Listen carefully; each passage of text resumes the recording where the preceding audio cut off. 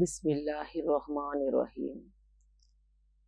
One TV ప్రేక్షకులకు, మన Telugu TV ప్రేక్షకులకు రంజాన్ శుభాకాంక్షలు తెలియజేస్తున్నాను. అనంత కరుణామయుడు, అపార కృపాశీలుడైన అల్లాహ్ పేరుతో ప్రారంభిస్తున్నాను. సోదరి సోదరీమణులారా, అస్సలాము అలైకుం వరహమతుల్లాహి వబర్కాతుహు. నా పేరు కరీమున్, ఇస్లామిక్ హింద్ జమాత్ నుంచి వచ్చిన కార్యకర్తను, రుకున్ని. అస్సలాము అలైకుం వరహమతుల్లాహి వబర్కాతుహు. దీని అర్థం దైవం మీపై శాంతి శుభాలు కురిపించుగాక అని అర్థం. సోదరి సోదరిమణులారా, రమజాను లేదా రమదాన్ అనేది ప్రపంచవ్యాప్తంగా ముస్లింలు జరుపుకునే ఒక పండుగ. ఇస్లామీయ క్యాలెండర్లోని 9వ నెల పేరు పండుగ పర్వదినం అంటే శుభవేళ అని అర్థము. ఉస్తావ శుభవేళ అని కూడా అర్థం. ముస్లింలు అత్యంత పవిత్రంగా ఈ పండుగను ప్రతి సంవత్సరం జరుపుకుంటారు. ముస్లిం చంద్రమాన క్యాలెండర్లను అనుసరిస్తారు. చంద్రమానాన్ని అనుసరించే 9వ నెల రంజాను జరుపుకుంటారు. దీనిని అత్యంత పవిత్రంగా భావిస్తారు. క్రమశిక్షణ దృక్పథంతో ధార్మిక చింతన యొక్క కలయికే రంజాన్ మాసము. సోదరి సోదరులారా, ఖురాన్ ప్రకారము రమజాన్ నెలలో ఆచరించవలసిన వ్రతం ఉపవాస వ్రతము. పారసీ భాషలో రోజా అని అంటారు. అరబ్బీ భాషలో సౌమ్ అని అంటారు.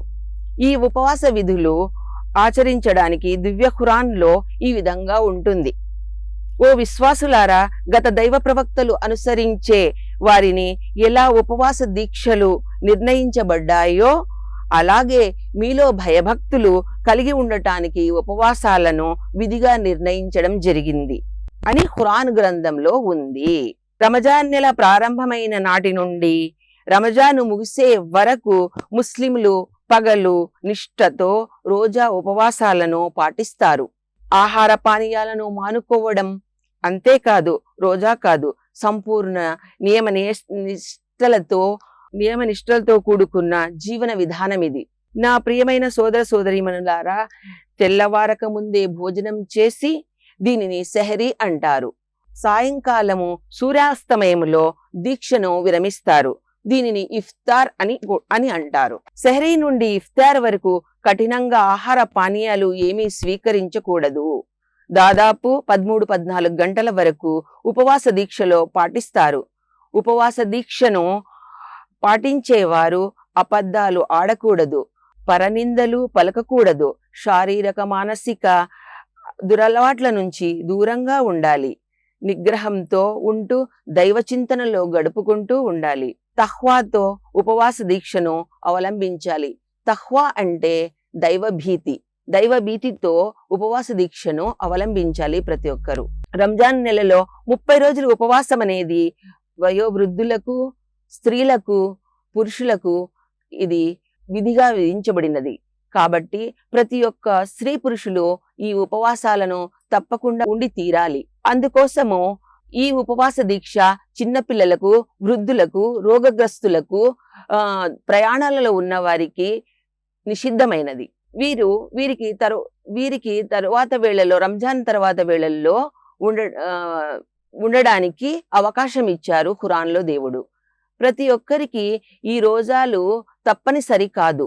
రోగగ్రస్తులు, బాలింతలు, చిన్నపిల్లలు ఉండవలసిన అవసరం లేదు. రంజాన్ అయిన తర్వాత నెలలో కూడా దీనిని ఉండవచ్చు.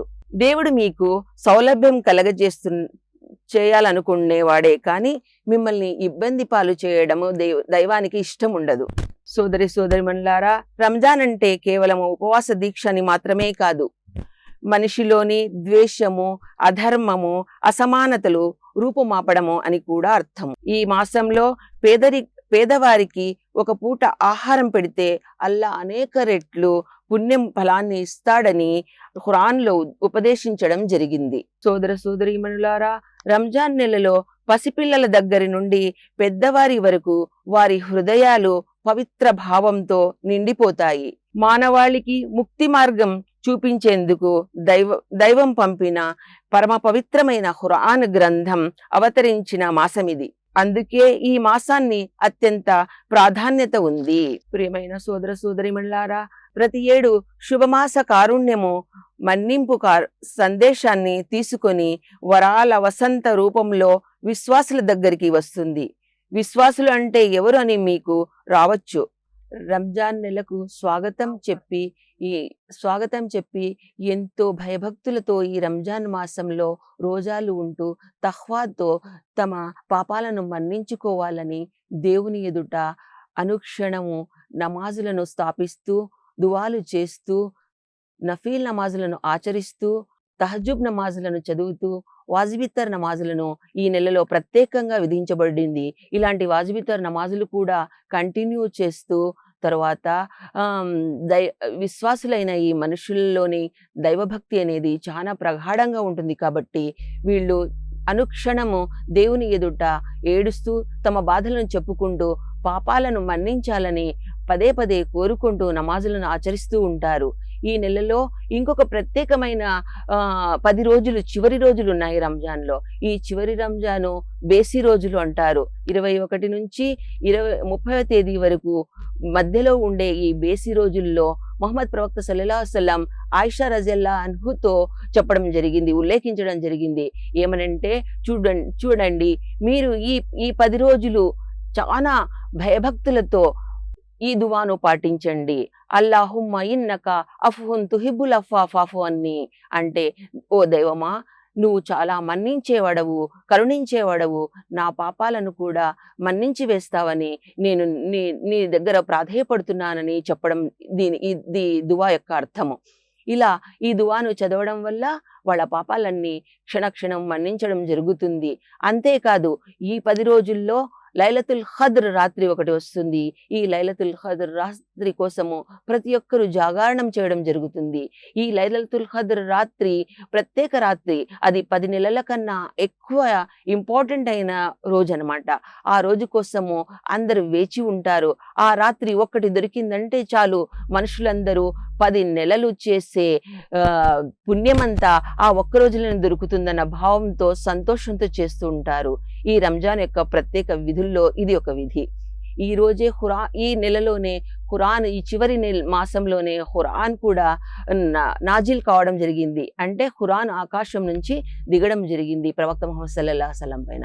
ఈ ఖురాన్ కేవలము అతని కోసమే కాదు, ప్రపంచంలోని మానవాళి కోసం, అందరి కోసము దిగిన ప్రత్యేకమైన ఖురాన్ అన్నమాట. ఈ ఖురాన్ ద్వారా మనము మానవాళికి చెప్పవలసిన సందేశం ఏమిటంటే, ప్రతి మానవుని కోసము దిగిన ఈ ఖురాన్లోని వాక్యాల ద్వారా, మహమ్మద్ ప్రవక్త చెప్పే విధానం ద్వారా మనం ఆచరిస్తూ ఉంటే మనకు చివరికి పుణ్యఫలం లభిస్తుంది, లభిస్తుంది. లేదంటే దాని ప్రకారం ఆచరించకపోతే మనము నరకప్రాప్తం అవుతామని దీంట్లో కొన్ని అర్థాలు ఉన్నాయి. కాబట్టి మనము ఖురాన్ ప్రకారము జీవితాన్ని గడుపుతూ ఉంటే మనకు ప్రళయకాలం నాడు ఈ ఖురాన్ దైవంతో మన వైపు పోట్లాడి స్వర్గాన్ని ప్రాప్తింపజేయడానికి ప్రత్యేక కారణం అవుతుంది. అంతేకాదు, ఈ రంజాన్ నెలలో ప్రతి ఒక్క మానవుడు జకాత్ విధించబడింది. ప్రతి ఒక్క మానవుని పైన ఖురాన్లో ఇలా చెప్పబడింది, ఖురాన్లో ఇలా చెప్పబడింది, ఓ మానవులారా, మీరు ప్రత్యేకంగా నా కోసమే కాకుండా ఏ పుణ్యకార్యాలు పుణ్య ఫలము చేసిన నా కోసమే కాదు, మీరు చేసే కర్మలన్నీ మీకోసమే, కేవలము నా కోసము మీరు రోజాలు ఉంటారు. ఈ రోజాకు ఫలాన్ని నేను చివరి రోజు, ప్రళయకాలం రోజు నేనే ఇస్తాను అని చెప్పారు. అంటే ఈ రోజాల యొక్క ప్రత్యేకత అంతగా ఉన్నది. కాబట్టి దీనికోసము ఎంత పుణ్యం ఇస్తారో, ఎంత లాభం ఇస్తారో మనకు తెలియదు. కాబట్టి ఆ లాస్ట్ ప్రళయకాలం కోసమే ప్రతి ఒక్క మనుషులు విశ్వాసంతో, ధార్మిక భక్తితో ఈ రోజాలను తఖ్వా ద్వారా ఉంటారు. ఇదే కాదు, ప్రతి ఒక్క మానవుడు జకాత్ విధించడం జరిగింది ఖురాన్లో. నమాజ్తో పాటు జకాత్ ఇవ్వమని ఖురాన్లో 82 సార్లు చెప్పడం జరిగింది. అంటే దీని యొక్క ప్రత్యేకత ఎంత ఉందో అర్థం చేసుకోండి. 82 సార్లు అంటే మామూలు మాట కాదు.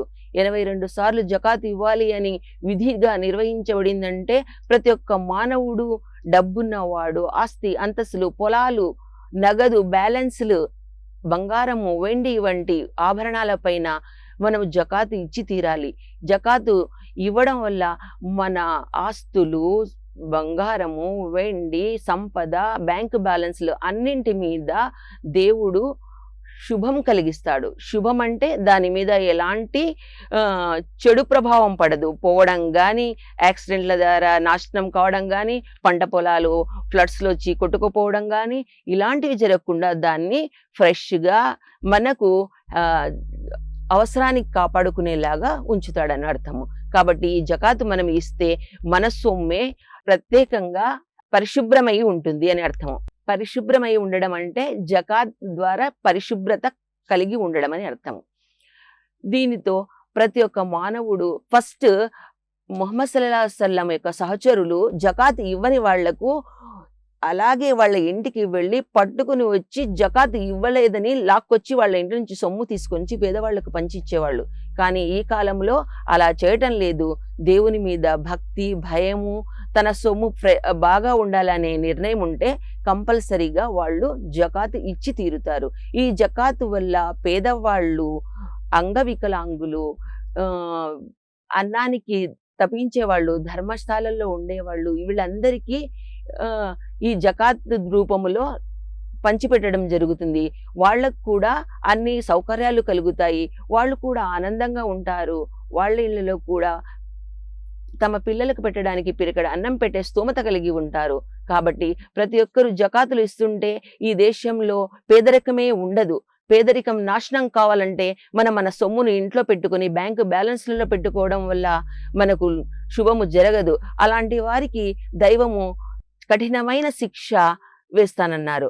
అది వైల్ అనే ఒక జహన్నం అంటే నరకము.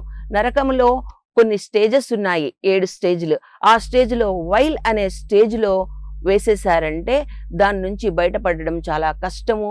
చాలా విపరీతమైన బాధాకరమైన శిక్ష అది. అలాంటి శిక్ష మనకు పడకూడదంటే మనం పిసినారితనాన్ని వదిలివేయాలి. పిసినారితనం చేసేవాళ్ళు జీవితంలో చాలా నష్టపోతారు. ఇక్కడ మాత్రమే రూపాయను ఎత్తి పెట్టగలరేమో కానీ చివరి ఘడియల్లో మరణానంతరము అవి ఏవి మనకు పనికిరావు. ఈరోజు మనము సత్కాలు ఇవ్వడము, పేదలకు దాన ధర్మాలు చేయడం వల్ల మనకు దైవము రాబోయే కష్టాల నుంచి, రాబోయే నష్టాల నుంచి కాపాడుతూ వస్తూ ఉంటాడు. అంతేకాదు మన జీవితంలో భయంకరమైన యాక్సిడెంట్ల నుంచి, భయంకరమైన రోగాల నుంచి కాపాడబడతాము. ఈ సతకాలు ఇవ్వడం వల్ల పేద సాధలకు యా యుహల్లజీనా ఆమను కుతిబ అలైకుముస్ సియాము కమా కుతిబ అలల్లజీనా మిన్ ఖబలికుం లఅల్లకుం తత్తఖూన్. ఓ విశ్వాసులారా, ఉపవాసాన్ని మీరు విధిగా నిర్ణయించడం జరిగింది. మీ పూర్వీకులకు విధించబడినట్లు దీనివల్ల మీరు దైవభీతి పరులుగా మారే అవకాశం ఉంది.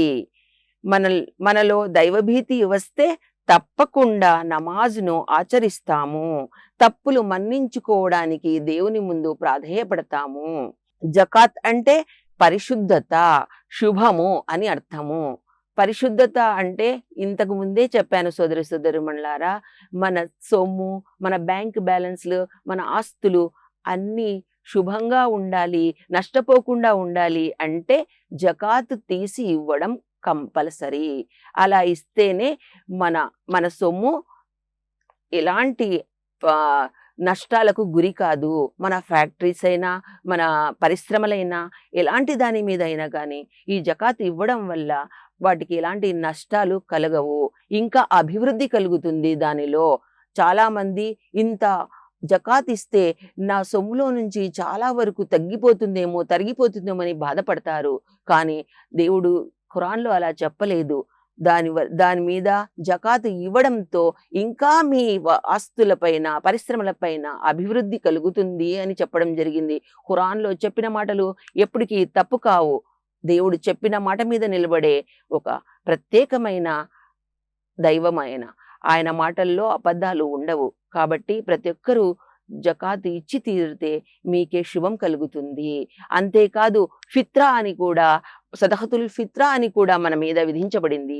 ఈ రంజాన్ నెలలో ప్రతి ఒక్కరూ బానిసలు, మనుష్యులు, పేదవాళ్ళు, ముసలి వాళ్ళు, చిన్నారులు, ఇప్పుడు పుట్టిన ఈ ఈ పండుగ రోజు పుట్టిన ఒక గంట ముందు పుట్టిన బాబు పైన కూడా ఫిత్రా ఇవ్వడము కంపల్సరీ. ఎందుకంటే ఈ ఫిత్రా పేదవాడిని, నేను బానిసని, నేను అడుక్కునేవాడిని, నేను కూడా ఇవ్వాలా అని మీకు డౌట్ రావచ్చు. కానీ ప్రతి ఒక్క మనిషి ఫిత్రా ఇవ్వాలి. ఈ ఫిత్రా ముహమ్మద్ సల్లల్లాహు అలైహి వసల్లం కాలంలో అతను ధాన్యం రూపంలో ఇచ్చేవారు. ధాన్య రూపంలో ఎందుకు ఇచ్చేవారంటే పేదవారు, తినడానికి తిండి లేని వారు కూడా అవి పెట్టుకొని తమ జరిగే కాలాల్లో తినడానికి వస్తుందని, వాడుకోవడానికి వస్తుందని ఇచ్చేవారు. అందుకని మనం కూడా ఫిత్రాను ధాన్య రూపంలో ఇవ్వడమే మంచిది. మనం బియ్యము, గోధుమలు, జొన్నలు వంటివి ఆహార పదార్థాలు ఎక్కువగా తీసుకుంటుంటాము. కాబట్టి అలాంటి వస్తువులే ఫిత్రా రూపంలో ఇవ్వాలి. ఒక మనిషికి 2 కిలోల 600 గ్రాముల చొప్పున ఫిత్రా ఇవ్వడం కంపల్సరీగా నిర్ణయించడం అయినది. లేని పరిస్థితిలో కొంతమంది అగస్త్యాపరులు మాకు ధాన్యం వద్దు, మాకు డబ్బుతో చాలా అవసరం ఉంది, మేము హాస్పిటల్స్‌కి వెళ్ళాలి, ఏవేవో కొన్ని పరేషాన్లు ఉంటాయి వాళ్లకు. అలాంటి వాళ్ళు డబ్బు రూపంలో కూడా వాళ్లకు రిక్వెస్ట్ చేసుకొని తీసుకోవచ్చు. ఇది ఫిత్రా మాత్రం కంపల్సరీ మనుషులు ఇచ్చి తీరాలి. ఈ ఈ ఇలాంటి ఎన్నెన్నో మంచి పనులు చేయడం వల్ల రంజాన్ నెలలో పేదలు, సాదలు, అగత్యాపరులు అందరూ మనకు ఎంతగానో దగ్గరవుతారు. మన బంధువులు కూడా భర్తలు లేని వాళ్ళు, విడోస్, అనాథలు చాలామంది పేదవాళ్ళు ఉంటారు. మనకు తెలియకుండానే కష్టాల్లో ఉంటారు. అలాంటి వారికి మనం జకాతులు ఇవ్వడం వల్ల వాళ్ళ ఆర్థిక పరిస్థితి మెరుగుపడుతుంది. దానితో ఆ మనుషుల్లో మన మీద ప్రేమాభిమానాలు పెరుగుతాయి. బంధుత్వం ఎక్కువగా అభివృద్ధి జరుగుతుంది. స్నేహభావం కలుగుతుంది. సోదర భావం పెరుగుతుంది దీనివల్ల. అంతేకాదు ముస్లిమ్స్‌కే ఇవ్వాలి అని లేదు జకాతు. ఏ జాతి వాళ్ళైనా, మన పక్కన ఇంటి వాళ్ళైనా, ఎదురింటి వాళ్ళైనా అన్ని కులాలు, మతాలకు అతీతంగా ఎవరు అగత్యాపరులున్నారో, ఎవరు కష్టాల్లో ఉన్నారో వాళ్ళందరికీ కూడా జకాతులు ఇవ్వవచ్చు. జకాత్ అనేది కేవలం ముస్లిమ్స్‌కు మాత్రమే, బంధువులకు మాత్రమే అని కాదు. కాబట్టి దీనివల్ల మనలో ప్రేమాభిమానాలు పెరుగుతాయి, సోదరభావం కలుగుతుంది, సమాజ అభివృద్ధికి ఎంతగానో మనము తోడ్పడిన వాళ్ళమవుతాము. మన ఇరుగు పొరుగు వాళ్ళల్లో మంచి అభిప్రాయాలు, ఒకరిలో ఒకరికి విరుద్ధ భావాలు లేకుండా స్నేహభావాలు కలిగి ఉంటాము. సోదరిమణులారా, ఈ రంజాన్ నెలలో మరొక ప్రత్యేకం ఏమిటంటే ప్రతి ఒక్కరూ ఉదయము, రాత్రి, పగలు, రాత్రి అని చూడకుండా ఖురాన్ను పదే పదే చదువుతూ ఉంటారు. ఖురాన్ చదవడం వల్ల ఒక్కసారి వచ్చే పుణ్యం కన్నా 70 రెట్ల పుణ్యం ఎక్కువ వస్తుందని ఈ నెలలో చాలామంది ఖురాన్ను పదే పదే చదువుతూ ఉంటారు. అంతేకాదు నఫీల్ నమాజులు కూడా పదే పదే చదువుతారు. ఎందుకంటే ఒక్క నఫీల్ నమాజ్ చదివితే ఒక ఫరజ్ నమాజ్తో సమానం అవుతుందని, ఒక ఫరజ్ నమాజ్ చదివితే 70 ఫరజ్ నమాజులతో సమానం అవుతుందని ఈ నెల యొక్క ప్రత్యేకత. కాబట్టి ఎక్కువగా నమాజులు ఆచరిస్తూ ఉంటారు. అంతేకాదు వాజిబిత్తర్ నమాజ్ కూడా ప్రతి ఒక్కరూ చదువుతారు. ఈ నమాజ్ చదవడం వల్ల కూడా వాళ్లకు ఎన్నో లాభాలు కలిగిస్తాడని దేవుడు నమ్మకము. అంతేకాదు ఈ నమాజ్ తర్వాత తహజుద్ నమాజ్ను కూడా అటెండ్ చేసి ఆ తర్వాత సెహరీలో భోంచేసి తెల్లవారక ముందే, సూర్యోదయం కాకముందే భోంచేసి సెహరీని అవలంబిస్తారు. ఈ విధంగా వాళ్ళు తఖ్వాతో రంజాన్ పూర్తి కంటిన్యూ చేసిన తర్వాత ఒక్క షవ్వాల్ నెలవంక కనిపించిన వెంటనే, పండుగకు ఒక రోజు ముందు షవ్వాల్ నెలవంక కనిపిస్తుంది. ఆ నెలవంక కనిపించిన వెంటనే అందరూ ఫిత్రాను ఇవ్వాలి. ఇందాకే చెప్పాను మీకు, ఫిత్రా చిన్న, పెద్ద, ముసలి, పేదవాళ్ళు, ధనికులు అనే తేడా లేకుండా ప్రతి ఒక్కరూ ఈ ఫిత్రాను ఇచ్చి తీరాలి. ఈ ఫిత్రా నెలవంక కనిపించిన సమయం నుంచి ఉదయము ఈద్గా నమాజ్కు వెళ్లే ముందు వరకే ఇచ్చి వెయ్యాలి. ఈద్గా నమాజ్కు, పండుగ నమాజ్కు వెళ్ళి వచ్చిన తర్వాత ఇస్తే అది ఫిత్రా కాదు, అది దాన ధర్మం కింద వస్తుంది. కాబట్టి అందరూ గుర్తుంచుకొని చంద్రవంక చూసిన వెంటనే ఫిత్రాను ఇవ్వడానికి ప్రయత్నించండి. ఇది నేను చెప్పే మాటలు కాదు. ముహమ్మద్ సల్లల్లాహు అలైహి వసల్లం ఖురాన్ ద్వారా మనకు తెలిపిన వాక్యాలు. కాబట్టి మీరందరూ దీన్ని తప్పకుండా ఆచరించాలి. ఈద్‌గా నమాజ్‌కు వెళ్ళి అక్కడ అందరితో సమానంగా కలిసి భుజాలకు భుజాలు కలిపి నమాజ్ చదివి ప్రేమానురాగాలతో ఒకరినొకరు హత్తుకొని, ఆహ్వానించుకొని తమ ప్రేమాభిమానాలను తెలుపుకుంటారు. తమ తమ భేదాలు లేకుండా అందరితో కలిసి ఎంతగానో ఆనందంగా ఉంటారు ఈ రంజాన్ నెలలో. హిందువులు, ముస్లింలు అనే తేడా చూడకుండా అందరూ షీర్ ఖుర్మాలను తిని వాళ్ళ వరకు, వాళ్ళ ఇండ్ల వరకు, బంధువుల వరకు, ఫ్రెండ్స్ వరకు ఇచ్చుకొని చాలా ఆనందంగా ఈ రంజాన్ పండుగను జరుపుకుంటూ ఉంటాము. ఈ రంజాన్ పండుగలో ప్రతి ఒక్కరూ పేదవాళ్ళు అనేవాళ్ళు ఉండరు. అందరూ తమ జకాతుల ద్వారా తిండికి కష్టపడకుండా హ్యాపీగా గడుపుకుంటారు. చాలా ఆనందంతో జరుపుకుంటారు. దీనివల్ల సమాజంలో ఎలాంటి చెడు ప్రభావం కూడా ఉండదు. అందరూ సోదర భావంతోనే ఉండి, ప్రేమాభిమానాలతో ఉండి, ద్వేషానురాగాలకు దూరమయ్యి ఎంతగానో సమాజానికి అభివృద్ధి చెందడానికి పాటుపడతారు. ఈ రంజాన్ నెలలో చేసే ప్రతి ఒక్క కార్యము, ప్రతి ఒక్క నమాజు, ప్రతి ఒక్క దైవ చింతన, భయము, భక్తులు అన్నీ కూడా ఈ ఒక్క నెలకు మాత్రమే పరిమితం కాదు. ఇవి ఈ ఒక్క నెల మనకు ట్రైనింగ్ లాంటిది. దేవుడు మనకు ట్రైనింగ్ లాగా పంపించిన నెల ఇది. ఈ నెలలో మనం చేసే ప్రతి ఒక్క పుణ్యకార్యాలు, నమాజులు, ఫిత్రా, జకాతు, పేద సాధలకు సహాయపడే గుణాలు ఇవన్నీ మనము వచ్చే 11 నెలల వరకు కూడా కంటిన్యూ చేయడం కోసమే దేవుడు ఆజ్ఞాపించాడు. కాబట్టి ఈ నెల వరకే మనము నమాజులు చదవాలి. ఈ నెల వరకే ఫిత్రాలు, జకాతులు ఇవ్వాలి. ఈ నెల వరకే అందరికీ సహాయపడాలి. ఆ తర్వాత అన్నీ వదిలేసి ఇంట్లో కూర్చొని హ్యాపీగా జీవితం గడపాలి అనుకోవడము చాలా తప్పు. కాబట్టి ఈ ట్రైనింగ్ నెలను కంటిన్యూగా 11 నెలలు మనం ఇలాగే చేస్తే మనకు దైవము స్వర్గప్రాప్తి కలిగిస్తాడు. సమాజంలో ఇది చాలా ప్రేమానురాగాలను కలిపి సమాజాభివృద్ధికి తోడ్పడుతుంది.